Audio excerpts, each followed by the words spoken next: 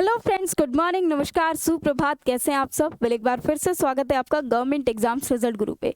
दोस्तों, मैं अदिति रस्तोगी आज आपके लिए लेकर आई हूँ एक बहुत ही महत्वपूर्ण सेशन, जिसमें हम करने वाले हैं कि आज एमटीएस के सिलेबस में क्या कुछ आने वाला है। जी हाँ दोस्तों, आज के इस सेशन में हम जानेंगे कि एमटीएस को जो भी अटेम्प्ट करना चाहते हैं, जो इस बार those students who are going to take MTS this time, तो उनके सिलेबस में क्या कुछ आने वाला है। भाई, जब सबसे पहले हम किसी भी फॉर्म को फिल करते हैं तो हमारे माइंड में कुछ ऐसी बातें होती हैं कि व्हाट टू स्टडी, क्या पढ़ा जाए, कितना पढ़ा जाए, हाउ मच टू स्टडी। तो जैसे दोनों ये देख रहे हैं ना, आप देख रहे हैं कि भाई ये सोच रहे हैं कि क्या पढ़ा जाए, ये सोच रहे हैं कि भाई कितना पढ़ा जाए। तो भैया ये देखिए, इसकी बित्ती एकदम जल जाएगी जब हम इस सेशन को करेंगे अटेंड, क्योंकि इस सेशन में मैं आपको सारी बातें बताने वाली हूँ कि आपको कितना और क्या क्या पढ़ना है।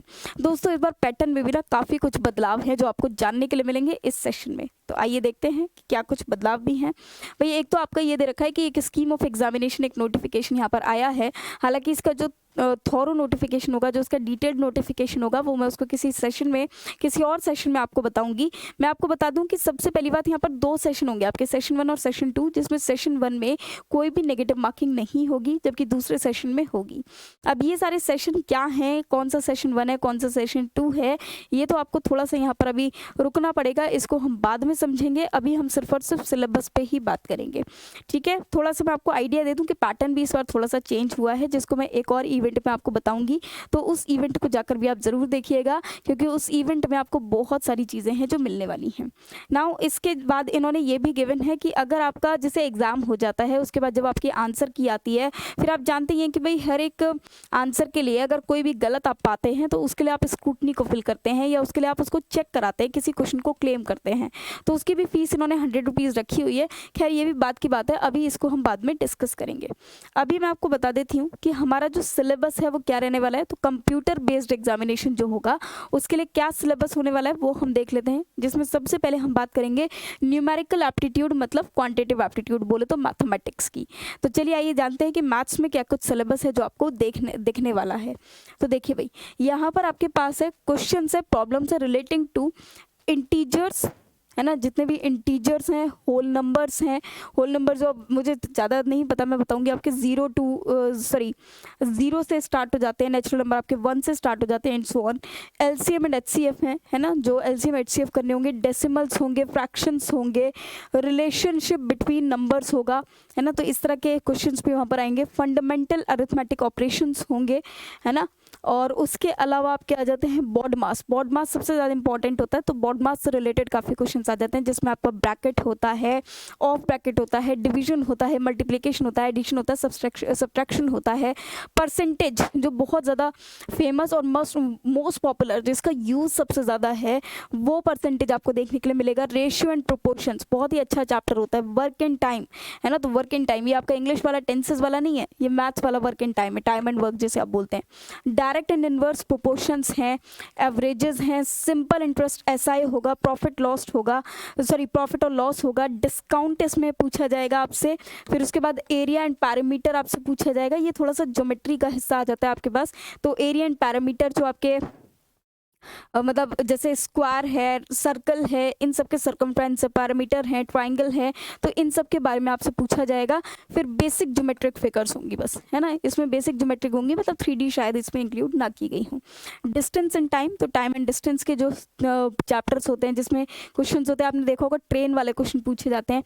Lines and angles, one of my favourite chapters, मैं आपको पर्सनली बताऊँ, भले मैं इंग्लिश पढ़ाती हूँ, लेकिन मैथ्स में ये कुछ चैप्टर्स है जो मेरे भी one of the favourite chapters हैं। इंटरप्रिटेशन है किसका, ग्राफ पे, और आप जानते हैं कि ग्राफ से डीआई पूछा जाता है ना। तो डीआई जो पूछा जाता है, डेटा इंटरप्रिटेशन, वो इससे ही पूछा जाता है मोस्टली, ग्राफ्स से। और सच बताऊं तो डेटा इंटरप्रिटेशन आजकल कहीं से भी पूछ लेते हैं, तो खैर वो मैथ्स वाले सर आपको ज़्यादा अच्छे से बता सकते हैं। डेटा आएगा, स्क्वायर एंड स्क्वायर रूट्स बहुत ही अच्छे होते हैं, सिंपल होते हैं, तो स्क्वायर एंड स्क्वायर रूट्स पूछे जाएंगे। तो मैथ्स में कोई बहुत ज़्यादा डिफिकल्ट सिलेबस नहीं है, एक बेसिक सा सिलेबस है जिसको आपको कवर करना है। और बिलीव मी, रिजल्ट गुरु की जो फैकल्टी है वो आपको बेस्ट प्रिपरेशन कराती है इन सारे चैप्टर्स की।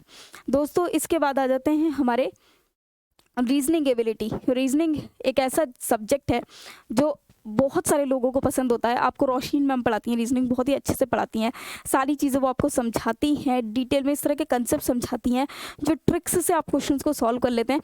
तो भाई आइए देखते हैं रीजनिंग में क्या सिलेबस रहने वाला है आपका। तो रीजनिंग में आपका सिलेबस है the questions in this part intend to measure the candidates general learning ability. The questions will be broadly based on किस पे, अल्फा न्यूमेरिक सीरीज है ना, जो आप जानते हैं ABCD वाली जो सीरीज होती है अल्फाबेट वाली, शायद वही रहती है। कोडिंग एंड डिकोडिंग है ना, कोडिंग एंड डिकोडिंग बड़ा मज़ेदार चैप्टर है। एनालॉजी बहुत ही अच्छा चैप्टर है। Following directions, similarities and differences, jumbling, problem solving and analysis. Non verbal में आ जाएगा, नॉन वर्बल रीजनिंग में क्या आ जाएंगे, डायग्राम्स आ जाएंगे।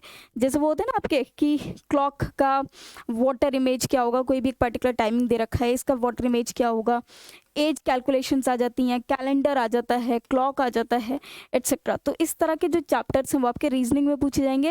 यार इसके डिटेल्स में जो जानकारी दे सकती हैं वो आपको रीजनिंग वाली मैम ही आपकी देंगी कि किस तरह से डिटेल्स इसके पूछे जाएंगे। ठीक है दोस्तों, इसके बाद हम आ जाते हैं आपका जनरल अवेयरनेस पे। तो जनरल अवेयरनेस में भी देख लेते हैं क्या आएगा। The broad coverage of the test will be on the social studies, मतलब इसमें आपका history, geography, art and culture, civics, economics ये सब पूछा जाएगा। Moreover general science and environmental studies up to 10th standard. तो जो कुछ आपने 10th स्टैंडर्ड तक पढ़ा हुआ है वो सारी GS इसमें पूछी जाएगी। साथ ही साथ करंट अफेयर्स का पार्ट आप ना भूलें, करंट अफेयर्स इसमें ज़रूर पूछा जाएगा। तो भैया करंट अफेयर्स इंक्लूड कर लें, उससे क्वेश्चंस ना आए ऐसा तो नहीं हो सकता। तो करंट अफेयर्स का क्वेश्चन आपको ज़रूर मिल जाता है। सर आपको ज़्यादा अच्छे से बता पाएंगे कि कौन से टाइम का करंट अफेयर्स आपको इसमें करना होगा। Now last but not least, जी हाँ दोस्तों, इंग्लिश लैंग्वेज से क्या कुछ आने वाला है वो सारी चीज़ें हम समझेंगे यहाँ पर डिटेल में। तो देखिए इंग्लिश लैंग्वेज से क्या क्या पूछने वाला है। बेसिक इंग्लिश लैंग्वेज, अब सबसे पहले क्या आ जाता है, वोकैबुलरी मतलब शब्दकोश, जो सिनोनिम्स हैं, एंटोनियम्स हैं, वन वर्ड सब्स्टिट्यूशंस हैं, इडियम्स एंड फ्रेजेस हैं, मिसस्पेल्ड वर्ड्स हैं, तो वो सब इसमें कवर हो जाते हैं। उसके बाद ग्रामर वाला पार्ट। अब ग्रामर में क्या होता है, एक आपका स्पॉटिंग एरर आता है, एक आपका सेंटेंस इंप्रूवमेंट आता है। तो ग्रामर में क्या होता है, पार्ट्स ऑफ स्पीच होते हैं जिसमें आपका noun, pronoun, adjective, adverb, conjunction, preposition ये सब आ जाता है। मोरोवर वर्ब है, सब्जेक्ट वर्ब एग्रीमेंट है, नॉन फाइनाइट वर्ब्स हैं, उसके अलावा आपका टेंसेस आ जाता है, आर्टिकल्स आ जाते हैं। तो ये सारे चैप्टर्स इसमें इंक्लूड हो जाएंगे। नाउ सेंटेंस स्ट्रक्चर, तो रीअरेंजमेंट ऑफ सेंटेंसेस टाइप के आ जाते हैं। और ये जो सिनोनियम्स, एंटोनियम्स है, ये सब वोकैबुलरी का ही हिस्सा है ना। तो ये मत सोचिएगा कि ये अलग से लिख दिए तो और ज़्यादा सिलेबस हो गया, नहीं भैया, वोकैबुलरी में ये शब्द खुद ही फिनिश हो जाते हैं। भाई वोकैबुलरी का मतलब क्या है, शब्दकोश, और शब्द से रिलेटेड क्या पूछा था आपके, सिनोनियम्स हैं, एंटोनियम्स हैं, वन वर्ड सब्स्टिट्यूशन है, इडियम्स एंड फ्रेजेस है, तो सब कुछ मिसस्पेल्ड वर्ड्स हैं वो भी इसमें कवर हो जाते हैं। एंड इट्स करेक्ट यूसेज, और उनका करेक्ट यूसेज क्या होगा। टेस्ट टू कॉम्प्रीहेंशन, अब देखो बेसिकली कॉम्प्रीहेंशन एक अनसीन पैसेज आपको गिवन होता है जिस पे बेस क्वेश्चंस होते हैं। हालांकि मोस्टली इस बार लोग क्या करने लगे हैं, इस कॉम्प्रीहेंशन में क्लॉज टेस्ट देने लगे हैं। क्या देने लगे हैं, क्लॉज टेस्ट। मतलब जैसे आपने देखा होगा हम एक करते हैं, पैराग्राफ होता है, उसमें कुछ वर्ड्स होते हैं जो कि मिसिंग होते हैं, और उन्हीं वर्ड्स को आपको आइडेंटिफाई करना होता है आउट ऑफ द 4 ऑप्शंस, कि उनमें से एक ऑप्शन करेक्ट है, that you have to find out, और उसको आपको फिल करना होता है उस ब्लैंक पे। That is called cloze test या कॉम्प्रीहेंशन। सिंपल पैराग्राफ में be given and question based on the paragraph will be asked. अब ये तो हो गया आपका सारा का सारा जो सिलेबस है। नाउ इसमें कुछ और चीज़ें जो उन्होंने ऐड करी हैं फॉर VH कैंडिडेट्स, मतलब जिनके साथ विजुअल डिसेबिलिटी होती है 40% and above visual disability, there will be no component of maps, graphs, diagrams, statistical data. मतलब जितने भी स्टूडेंट्स ऐसे होंगे जो कि विजुअल डिसेबिलिटी से सफ़र कर रहे होंगे, जो 40% इस प्रॉब्लम से सफ़र कर रहे होंगे, उनको बिल्कुल भी ग्राफ्स वगैरह के क्वेश्चन, मतलब जो आपने देखा DI वगैरह, तो उसमें कभी भी ग्राफ्स वगैरह के क्वेश्चन उनसे नहीं पूछे जाएंगे। मतलब उनका जो एग्ज़ाम होगा वो थोड़ा सा डिफरेंट पैटर्न पे होगा। उनसे इस तरह के क्वेश्चन जो इमेजेस में होते हैं, ग्राफ्स में होते हैं, डेटा में होते हैं, इस तरह के क्वेश्चन उनसे पुटअप नहीं किए जाएंगे, क्योंकि वो कहीं ना कहीं उसको करने में प्रॉब्लम फेस कर सकते हैं। दैट इज़ वाई उनके सिलेबस से उसको पहले ही हटा दिया जाएगा। तो दोस्तों सिलेबस कोई बहुत ज़्यादा डिफिकल्ट नहीं है, बहुत ही मज़ेदार सिलेबस है। रिजल्ट गुरु के साथ आप जुड़े रहिए ताकि इस पूरा सिलेबस आप कवर कर पाएंगे, वो भी बहुत ही आसान तरीके से। और आई होप कि ये सेशन आपको पसंद आया होगा। पसंद आया हो तो लाइक ज़रूर कीजिए और ज़्यादा से ज़्यादा इसको शेयर करना ना भूलिए। मिलेंगे फिर से अगले सेशन में, जब तक के लिए bye bye, take care, thank you very much.